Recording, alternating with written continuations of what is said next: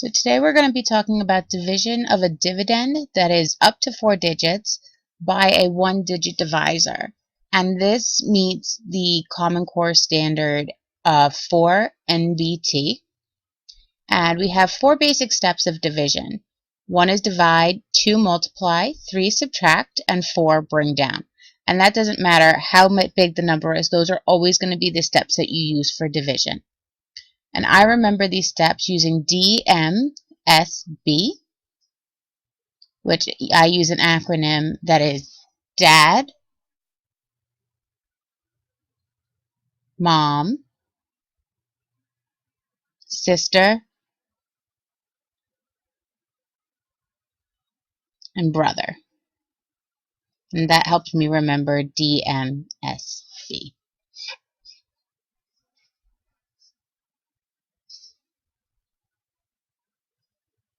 So here's the example we're going to use today. It's 510 divided by 3, and we're going to use our 4 steps, the first being divide, so that's the D.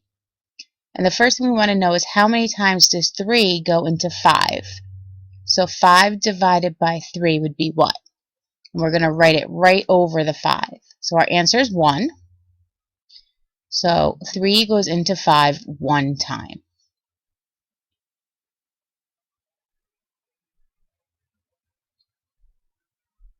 So our next step is multiply. And as you can see, my 1 is directly over my 5, and I really want to make sure that I keep it neat. And the way I do this is line everything up in columns because that helps me later on and also with larger numbers.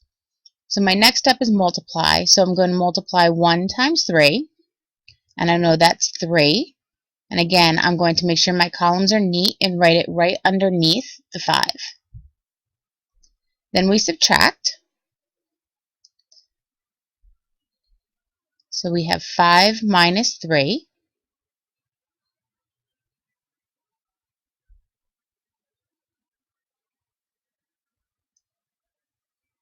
And 5 minus 3 is 2. And again, you can see that the column is very neat. Everything's nice and straight. And we move on to step 4, which is bring down.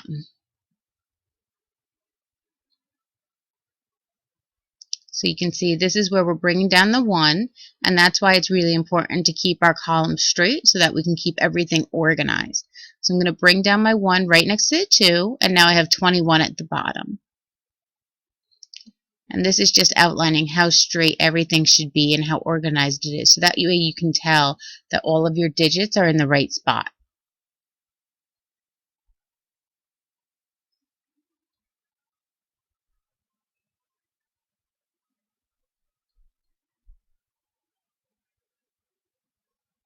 And now we go back to the beginning. We start back at step 1, which is divide.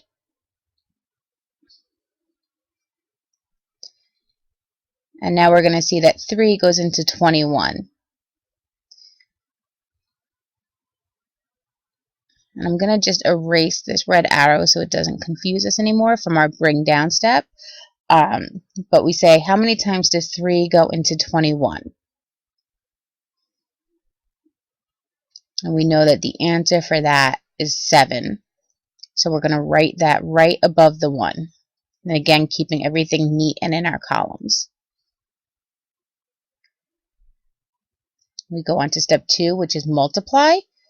So we're going to do 7 times 3 and write that underneath the answer underneath our 21. And we know we just did 21 divided by 3 is 7.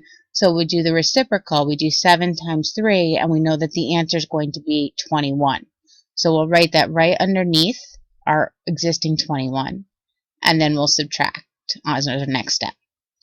So for subtracting, I'm going to get rid of that red arrow so we don't confuse ourselves. So we subtract 21 minus 21, and we know that the answer to that is 0.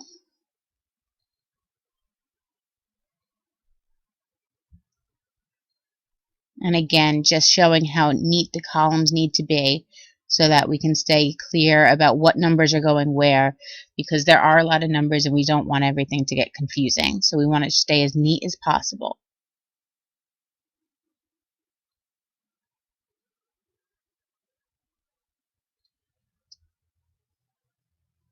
And then for our step 4, we're going to bring down, and we're going to bring down our 0 this time, and we're going to bring it all the way to the bottom. You don't want to forget the 0 because it does represent value in the number. So you don't want to lose it because the answer of 17 is very different than 170 in this problem. So we want to make sure that we have the bring down our 0 and use it for our next steps. When we go back to our beginning, we're going to divide again. We want to see how many times 3 can go into 0. We know that 0 divided by 3 is 0.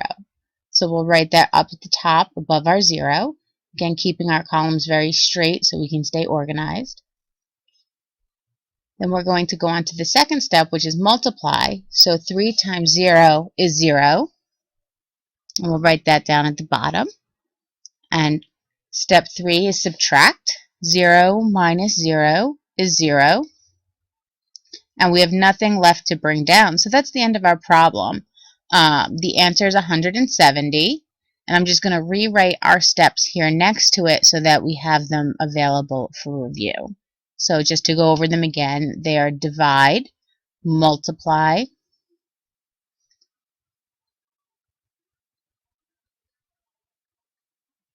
subtract,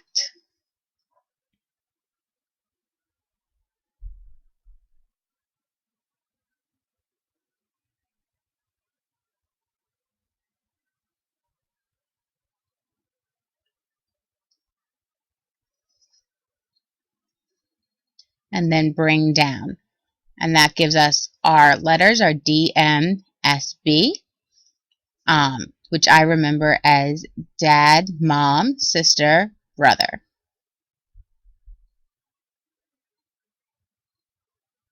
So here's another sample problem for us. We're going to do it all on one page, and it's 4,852 divided by 4. So the first thing I'm going to do is write my steps up top, my D, M, S, B. Just like I said, we always want to have it at the top of our page as a reminder and a guide so that we know what step we go to next. So 4 divided by 4 is 1, and you see I wrote it right above the 4. And then 1 times 4 is 4. I subtract, which gets me 0, and then I bring down my 8. And I'm doing this very straight so that I keep my columns neat because it is a big number. So then I want to say, go back to the beginning for divide. How many times does 4 go into 8? So 8 divided by 4 is 2. Then I multiply. 2 times 4 is 8. I subtract. 8 minus 8 is 0. And I bring down my 5. I'm going to bring it all the way to the bottom. So I have right next to the 5, right next to the 0. So how many times does 4 go into 0? I go all the way back to the D. And I know that 4 goes into 5 1 time. I multiply and get 4. I subtract and get 1, and I bring my 2 all the way down to the bottom. And then again, I go back to the beginning, my D. So how many times does 4 go into 12? That's 3. I multiply 3 times 4. I got 12. And then I subtract and get 0. And I know I have nothing left to bring down, so that's the end of that problem.